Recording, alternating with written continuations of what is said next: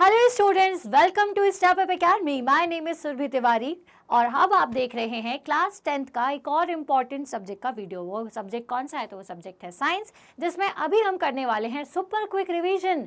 Physics का आपका chapter है जिसका नाम है chapter number 13, magnetic effects of electric current. Clear है? अब देखिए, magnetic effects of electric current ये चैप्टर ऑल्दो बहुत टफ लगता है बच्चों को, क्योंकि इसमें कुछ लॉज हैं, बस लॉज ही तो हैं, कुछ फॉर्मूलेज है, राइट। तो चलिए इसकी मदद से हम फटाफट से देखते हैं इसका एक सुपर क्विक रिवीजन, जो कि हम 30 मिनट्स में कवर कर देंगे। अब देखिए, सबसे पहले मैग्नेट के बारे में आपको देखना था। तो मैग्नेट एक नेचुरली भी अवेलेबल होती है, मैन मेड भी होती है। क्लियर है? बार मैग्नेट्स जो है वो आपके नेचुरल मैग्नेट्स होते हैं, ठीक है। और इसका जो हिस्ट्री है ये आपने अपने क्लास 7th में पढ़ा हुआ था। तो यहाँ पे जब क्लास 10th में आप मैग्नेटिक फील्ड या magnetic effects of electric current को पढ़ते हैं, क्लियर है, तो यहाँ पे आपको सबसे पहले पढ़ना होती है properties of magnetic field lines. अभी मैग्नेटिक फील्ड लाइन्स क्या है? तो कुछ इनविजिबल लाइन्स जो है वो नॉर्थ डायरेक्शन से निकल के साउथ डायरेक्शन की तरफ जाती है, जो कि कभी एक दूसरे को क्रॉस नहीं करती हैं। ये बात आपको याद रखनी है। क्लियर है? नेक्स्ट पॉइंट आपको और क्या रखना है कि ये हमेशा एक क्लोज्ड लूप बनाती हैं। क्लियर है? तो यही सारी प्रॉपर्टीज़ जो हैं या फिर ये सारी जो चीज़ें हैं जो कि आप मैग्नेटिक फील्ड लाइंस के बारे में पढ़ते हैं, वो क्या होती है? Properties of magnetic field lines. तो चलिए पॉइंट बाय पॉइंट एक बार हम रिकॉल कर लेते हैं। Originate from north pole and at the south pole. ठीक है, तो बेसिकली लाइन कहाँ से शुरू होती हैं? तो नॉर्थ पोल से निकलती हैं और किस तरफ जाती हैं? साउथ पोल की तरफ जाती है। They are closed continuous line, वो क्लोज्ड रहती हैं, जो कंटिन्यूसली चलती रहती हैं। ठीक है, ये सब क्या होती हैं? क्लोज्ड कंटिन्यूस लाइन होती है। मतलब क्लोज्ड का मतलब क्या होता है? इस तरह से एक लूप ये क्रिएट करती हैं। ठीक है, इस तरह से एक क्लोज्ड लाइन जो है वो नॉर्थ से साउथ की तरफ आपको दिखाई देता रहेगा। यहाँ पर देखोगे इस तरह डायरेक्शन में, यहाँ पे इस डायरेक्शन में। क्लियर है? Density of the line increases near the poles and decreases away from the poles. ये जो डेंसिटी है लाइन्स की वो ज़्यादा, क्योंकि भाई ऑब्वियस सी बात है, पोल से निकल रही है और पोल पर जाकर ही एंड हो रहा है इनका। तो इसका मतलब डेंसिटी कहाँ होगी? डेंसिटी का मतलब सबसे ज़्यादा घनत्व, सबसे ज़्यादा नंबर ऑफ लाइंस कहाँ पर होंगी? तो पोल के पास में ही होंगी। ये देखिए यहाँ पर सबसे ज़्यादा डेंस है। क्लियर है? तो the density of the line increases near the poles and decreases away from the pole. और जैसे जैसे आप दूर जाते जाएंगे पोल्स के, इनकी जो डेंसिटी है वो धीरे धीरे कम होती जाएगी, क्योंकि एक लूप इन्हें बनाना है। ठीक है, तो इस लूप को बनाने के लिए वो थोड़े धीरे दूर होती जाती हैं। Lines never cross each other. क्या मैग्नेटिक फील्ड लाइन्स कभी एक दूसरे को क्रॉस करेंगी? No, they never cross each other. Next is like poles repel and unlike pole attract each other. जो लाइक पोल्स होते हैं, लाइक पोल्स का मतलब north north, south south, they repel. Repel का मतलब क्या होते हैं? दूर होना। ठीक है, तो अगर साउथ और साउथ को आप पास में ले जाएंगे तो रिपेल करेंगे। And what is the reason of repulsion? तो रीजन यही है कि मैग्नेटिक फील्ड लाइंस जो है ये कहाँ से आ रही हैं? नॉर्थ से साउथ की तरफ जा रही हैं। ठीक है, साउथ की तरफ की डायरेक्शन है ये। ठीक है, तो फोर्स किस साइड लग रहा है? अंदर की तरफ। अब ऐसा फोर्स लग रहा है, दोनों का अपोजिट डायरेक्शन में फोर्स लग रहा है, तो मतलब एक दूसरे को क्या करेंगी? दूर हटाएंगी। वहीं जो लाइक पोल्स होते हैं वो एक दूसरे को क्यों अट्रैक्ट करते हैं? क्योंकि जो लाइंस हैं वो नॉर्थ से साउथ की तरफ अगर आती हैं तो इनका जो डायरेक्शन है वो कहीं ना कहीं कैसा हो जाता है? सेम हो जाता है। देखिए जैसे कि यहाँ से नॉर्थ से अगर लाइन निकल रही है और यहाँ पर भी कहाँ से आ रही है? नॉर्थ पर आ रही है, तो डायरेक्शन दोनों का सेम है। तो लाइंस का क्या होगा फिर? ये दोनों एक दूसरे को आपस में क्या करेंगी? आपस में अट्रैक्शन लगाएंगी, आपस में ये पास आने की कोशिश करेंगी। So that is the reason कि जो लाइक पोल्स हैं वो रिपेल करते हैं और अनलाइक पोल्स एक दूसरे को अट्रैक्ट करते हैं। The reason where magnetic field lines are crowded has relatively greater strength. अब जहां पर मैग्नेटिक फील्ड लाइंस ज्यादा होती हैं, ठीक है, उस रीजन पर इस रीजन के कंपैरिजन में जो स्ट्रेंथ होगी वो ज़्यादा होगी। स्ट्रेंथ को ज़्यादा कैसे महसूस करेंगे? आपने देखा होगा मैग्नेट के जितने पास आप आयरन के पीस को लाते हो वो उतनी जल्दी उसे अट्रैक्ट कर लेता है। वहीं अगर आयरन का पीस थोड़ा दूर रखा हुआ है तो थोड़ा बहुत उसमें डिफ्लेक्शन होगा, और बहुत दूर रख देंगे तो फिर उसमें कोई भी डिफ्लेक्शन नहीं होगा, क्योंकि मैग्नेटिक फील्ड लाइंस का जो अट्रैक्शन पावर है वो वहाँ पर कम हो जाएगा। तो स्ट्रेंथ ज़्यादा कहाँ होती है? जब फील्ड लाइंस आपस में ज़्यादा पास पास हो। क्लियर है? The reason where the magnetic field lines are crowded, crowded मतलब कि बहुत सारी फील्ड लाइंस एक साथ होती हैं तो वहाँ पर ज़्यादा स्ट्रेंथ होती है। Next is magnetic pole of the earth continuously change their position with time. That is the magnetic north pole become the magnetic south pole and vice versa. अब देखिए मैग्नेटिक पोल जो है आपका वो कंटिन्यूसली चेंज होता रहता है। जो नॉर्थ पोल है वो मैग्नेटिक साउथ पोल हो जाता है और जो साउथ पोल है वो नॉर्थ पोल हो जाता है। This phenomena of flipping of poles is known as the magnetic reversal. ठीक है, क्योंकि ये पोल आपका चेंज होता जा रहा है, ठीक है, रोटेशन के कारण, ठीक, तो इसे आप क्या कहते हो, मैग्नेटिक रिवर्सल कहते हो। ठीक है, ऑल्दो अभी 10th क्लास में मैग्नेटिक रिवर्सल सिर्फ आपको एक वर्ड ही है, तो flipping of poles of earth is known as the magnetic reversal. ये पॉइंट याद रखना है, इसको डिटेल में आप थोड़ा हायर सेक्शन में पढ़ेंगे। Now, the angle of the horizontal plane between the geographic north and the magnetic north is known as the magnetic declination. अब magnetic declination क्या होता है? The angle of the horizontal plane between the geographic north के बीच में and the magnetic north के बीच में दो magnetic inclination है। ठीक है, जो मैग्नेटिक इंक्लाइनेशन होता है मतलब जो एक एंगल क्रिएट होता है उसी को हम क्या कहते हैं, मैग्नेटिक डिक्लाइनेशन कहते हैं। अब डिफ्लेक्शन ऑफ कंपास। अब इसके बाद आपको देखिए मैग्नेटिक फील्ड लाइंस के बारे में हमने जान लिया। अब इसके बाद हमने थोड़ा सा जोग्राफिक नॉर्थ और इसके बारे में पढ़ लिया। अब देखिए एक चीज़ मैं आपको बताती हूँ, जो हमारा जोग्राफिक नॉर्थ है, मतलब कि हमारा अर्थ पे जो नॉर्थ शो होता है वो हमारा अर्थ का क्या है, वो एक्चुअल में साउथ पोल है, और जो जोग्राफिक साउथ है वो एक्चुअल में क्या है, नॉर्थ पोल है। क्लियर है ना? चलिए, तो ये हमने लाइंस कवर कर ली। अब हमें बार बार इस चैप्टर में कंपास का यूज़ जगह जगह पर करना है। ठीक है, डिफ्लेक्शन ऑफ कंपास। तो कंपास क्या होता है, जिसमें एक मैग्नेटिक निडल होती है जो कि आपको क्या बताती है, जो कि आपको direction of magnetic field lines बताती है। तो कैसे उसको देखेंगे, देखिए अगर आपका जो मैग्नेटिक फील्ड कंपास है वो किस डायरेक्शन में रोटेट करेगा, एंटी क्लॉकवाइज डायरेक्शन में रोटेट करेगा। ठीक है, तो डायरेक्शन ऑफ करंट कहाँ होगी, ऊपर की तरफ है। ठीक है, अगर वो क्लॉकवाइज डायरेक्शन में है तो डायरेक्शन ऑफ करंट कहाँ होगी, डाउनवर्ड डायरेक्शन में होगी। ठीक है, देखिए इस तरह से आपके डायरेक्शन ऑफ करंट कहाँ है, ऊपर की तरफ। तो डायरेक्शन ऑफ आपका जो एंटी क्लॉकवाइज डायरेक्शन क्या रिप्रेजेंट कर रही है, एंटी क्लॉकवाइज रिप्रेजेंट ये कर रही है मैग्नेटिक फील्ड लाइंस, कि मैग्नेटिक फील्ड लाइंस कहाँ है, आपकी एंटी क्लॉकवाइज डायरेक्शन में जा रही हैं। तो एक तरीका तो ये है, बाकी हम आपको एक राइट हैंड थंब रूल बताएंगे। अब डिफ्लेक्शन ऑफ कंपास कैसे होता है, तो देखिए एंटी क्लॉकवाइज डिफ्लेक्शन होने का मतलब क्या है कि मैग्नेटिक फील्ड लाइंस कैसी जा रही हैं, इस डायरेक्शन से इस डायरेक्शन की तरफ जा रही हैं, है ना, यहाँ से यहाँ की तरफ जा रही हैं। क्लियर है? मैग्नेटिक फील्ड लाइंस की डायरेक्शन क्या है, इधर से इधर है, एंटी क्लॉकवाइज है। तो ये कैसे हमने निकाला, तो इसको निकालने के लिए हमने थंब रूल का भी यूज़ किया, ये आगे हम देखेंगे। फिलहाल आपको याद रखना है कि अगर एंटी क्लॉकवाइज डायरेक्शन में कंपास का निडल होता है तो direction of current anti clockwise है, और जिस डायरेक्शन में एंटी क्लॉकवाइज डायरेक्शन जो रिप्रेजेंट करती है वो किसकी डायरेक्शन होती है, मैग्नेटिक फील्ड लाइन्स की होती है। अब एक और टॉपिक आपके इस चैप्टर में है जो कि है सोलेनाइड। तो सोलेनाइड क्या होता है, इस तरीके की सिलेंड्रिकल कॉइल होती है जिसमें कि मैनी नंबर ऑफ टर्न्स होते हैं। ठीक है, cylindrical coil having many turns of insulated wire wrapped closely. अब इसके अंदर क्या होते हैं, बहुत सारे इंसुलेटेड वायर्स होते हैं इन सिलेंड्रिकल कॉइल्स के अंदर, तो इसे ही आप क्या कहते हैं, सोलेनाइड कहते हैं।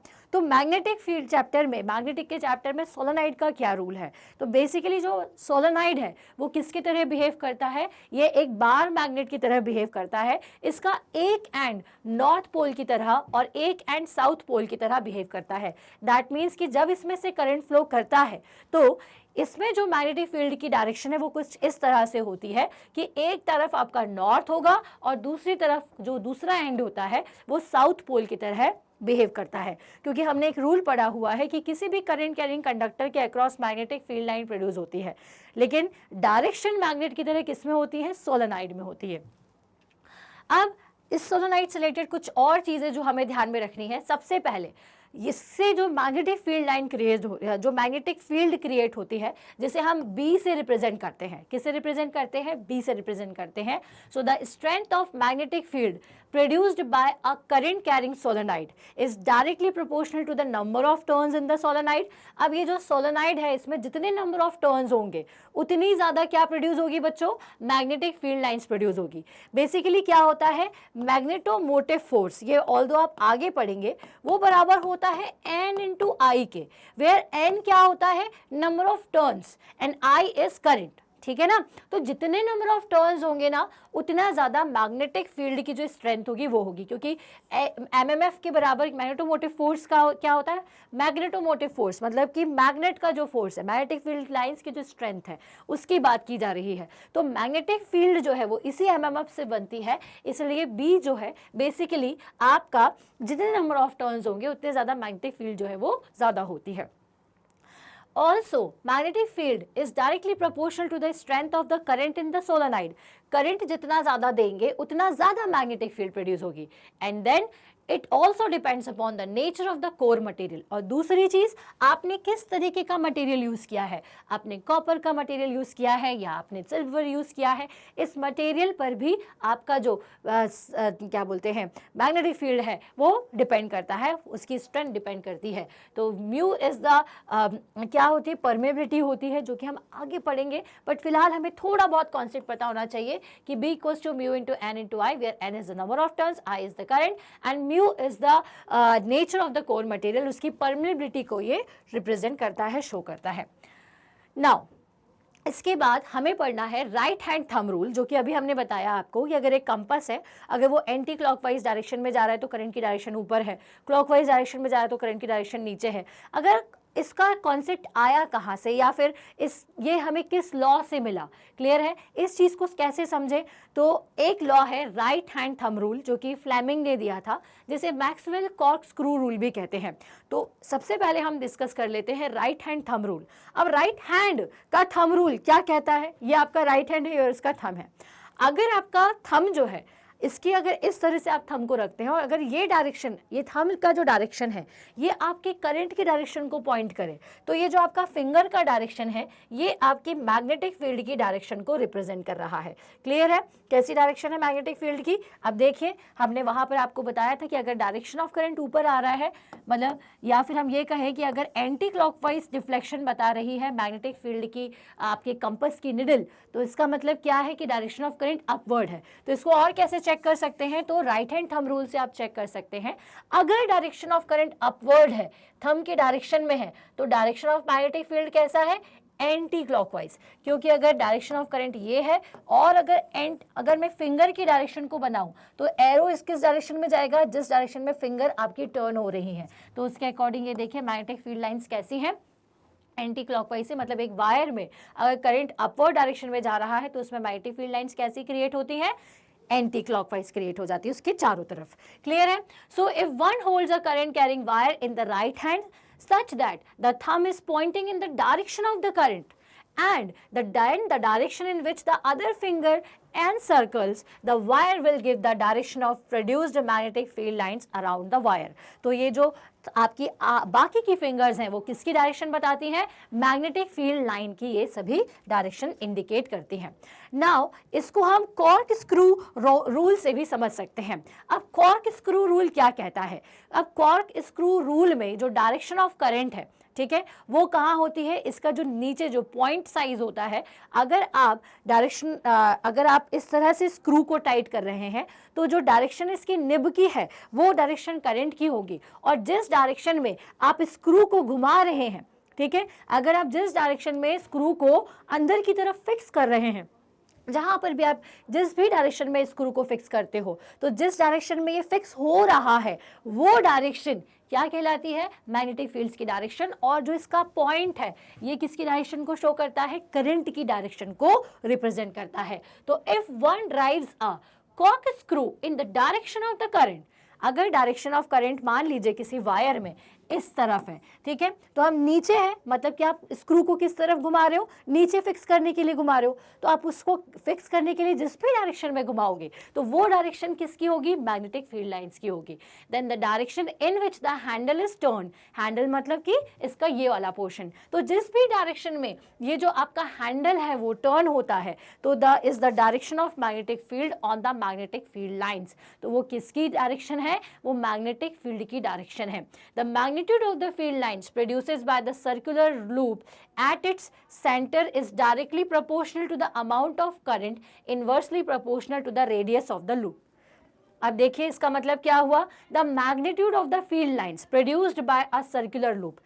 अब जो भी सर्कुलर लूप जो है उसकी मैग्नेटिक फील्ड की अगर मुझे मैग्नीट्यूड निकालना है, ठीक है, the magnitude of the field line produced by the circular loop at its center is directly proportional to the amount of current, inversely proportional to the radius of the loop.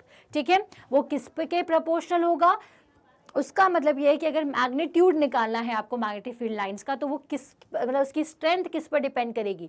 तो आपने अभी पढ़ा हुआ है कि मैग्नेटिक फील्ड की strength किस पर डिपेंड करती है, करंट पर, और उसका जो लूप वो बना रहा है, मतलब ये जो लूप यहाँ पर क्रिएट हो रहा है, इसकी रेडियस के इन्वर्सली प्रोपोर्शनल होता है। तो B is directly proportional to I and B is inversely proportional to the radius of the magnetic field का जो लूप है उसके। क्लियर है? चलिए, now if next is the Fleming left hand rule। अब इसमें आपको देन क्या पढ़ना था, Fleming left hand rule। अब लेफ्ट हैंड रूल क्या कहता है, अगर मैं अपने लेफ्ट हैंड की थंब को, फोर फिंगर को और मिडिल फिंगर को कुछ इस तरह से स्ट्रेच करूं, ये देखिए मैंने कैसे स्ट्रेच किया हुआ कि ये तीनों एक दूसरे से परपेंडिकुलर हो, थंब और फोर फिंगर परपेंडिकुलर है, फोर फिंगर और ये भी परपेंडिकुलर है, और अगर इन दोनों को देखूंगी तो ये भी परपेंडिकुलर हैं। तो अगर ये तीनों आपस में परपेंडिकुलर हैं तो thumb represents the direction of force, forefinger represents the direction of magnetic field lines and the direction of current will be represented by the middle finger। clear है? So this is the rule of Fleming's left hand rule। by the use of this अगर हमें कोई भी दो चीज़ पता है तो हम थर्ड चीज़ की डायरेक्शन फाइंड आउट कर सकते हैं। इफ़ इन एनी केस अगर आपको मैग्नेटिक फील्ड लाइन्स की डायरेक्शन, ठीक है, आपको किसकी डायरेक्शन पता है, मैग्नेटिक फील्ड लाइन्स की डायरेक्शन पता है, एंड अगर यहाँ कोई कंडक्टर है और उसकी डायरेक्शन पता है, तो इस केस में ये मैग्नेटिक फील्ड की डायरेक्शन है, ये कंडक्टर की डायरेक्शन है, मतलब करंट की डायरेक्शन है। तो थंब मेरा किस तरफ है, इनवर्ड्स है, ठीक है। तो direction of current, thumb force कहाँ है, इनवर्ड्स डायरेक्शन में करंट लग रहा है। क्लियर है? अगर मान लीजिए कि करंट की डायरेक्शन आपकी नीचे होती, ठीक है, करंट की डायरेक्शन कहाँ होती, नीचे, तो आपका फोर्स कहाँ आ रहा है, आउटवर्ड डायरेक्शन में आता है। क्लियर है? तो इनवर्ड आएगा, मतलब कि अब आपका जो ये किस डायरेक्शन में रोटेट करेगा, क्लॉकवाइज डायरेक्शन में, ठीक है। आउटवर्ड आएगा तो एंटी क्लॉकवाइज डायरेक्शन में फोर्स लगेगा। तो इस तरह से हम किसकी डायरेक्शंस निकाल सकते हैं, फोर्स की, मैग्नेटिक फील्ड की और करंट की। तो ये क्या है, आपका फ्लेमिंग्स लेफ्ट हैंड रूल है। ठीक है बच्चों, तो बिल्कुल कंफ्यूज नहीं होना। हमने कौन कौन से रूल पढ़े हैं, राइट हैंड थंब रूल पढ़ा हुआ है, ठीक है, ये वाला। नेक्स्ट कौन सा पढ़ा है, कॉर्क स्क्रू रूल पढ़ा हमने। देन उसके बाद हमने कौन सा पढ़ा है, फ्लेमिंग का राइट हैंड रूल। क्लियर है? चलिए, अब फोर फिंगर मैग्नेटिक फील्ड को, मिडिल फिंगर करंट को और थंब आपका फोर्स को रिप्रेजेंट करता है। तो बस यहाँ पर एग्जाम पॉइंट ऑफ व्यू से magnetic effects of electric current में ये सारे इंपॉर्टेंट पॉइंट्स थे। इन्हीं के इर्द गिर्द आपको क्वेश्चंस मिल जाएंगे, न्यूमेरिकल्स मिल जाएंगे। ये कॉन्सेप्ट आपको पता है तो आप किसी भी तरीके का क्वेश्चन को आसानी से सॉल्व कर सकते हैं। आई होप ये जो वीडियो है आपको पसंद आया होगा। अगर पसंद आया है तो इसे लाइक करिए, कमेंट करके हमें बताइए और ज़्यादा से ज़्यादा इसे शेयर करिए। हमारे चैनल स्टेप अप एकेडमी को सब्सक्राइब करना बिल्कुल भी नहीं भूलना है, क्योंकि एक ऐसा चैनल है जहां पर आपको जेई, नीट, सीयूईटी, क्लैट इन सब का ऑनलाइन वीडियो के प्रिपरेशन के सारे वीडियोस अवेलेबल है। प्लस साथ ही साथ एग्जाम प्रिपरेशन के लिए सैम्पल पेपर हो, माइंड मैप हो, ये सारी चीज़ें भी फ्री ऑफ कॉस्ट अवेलेबल है। बस स्टेप अप एकेडमी की वेबसाइट दैट इज stepupacademy.ind.in को जाकर ज़रूर विजिट करें। अब हम मिलेंगे हमारे नेक्स्ट वीडियो में, तब तक के लिए थैंक यू सो मच।